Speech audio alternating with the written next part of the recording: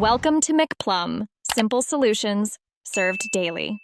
You start by validating the basics so nothing blocks Proton VPN. Sign in to confirm your subscription and re-enter credentials to rule out account issues. Once done, verify your internet. Use wired or strong Wi-Fi and check speeds above 1 Mbps. Set DNS to automatic to avoid conflicts.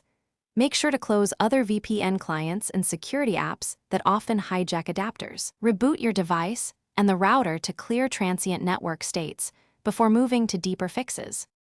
Next, tackle protocol and adapter issues because they commonly cause failures. Try switching between OpenVPN, WireGuard, and IKEv2. One may work where others fail.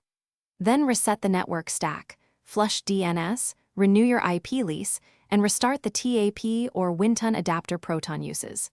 Make sure the Proton VPN app and your network drivers are fully up to date. Run the client in admin mode if installation or adapter registration needs elevation.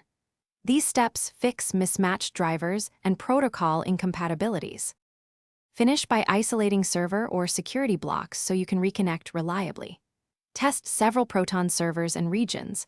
Avoid overloaded or ISP blocked endpoints.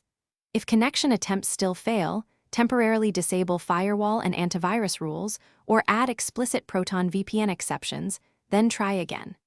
If that doesn't work, enable and collect Proton VPN logs with timestamps and error messages because support needs them. A single troubleshooting tip.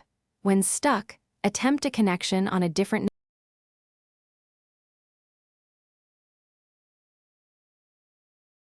Thanks for watching. Stay juicy and subscribe.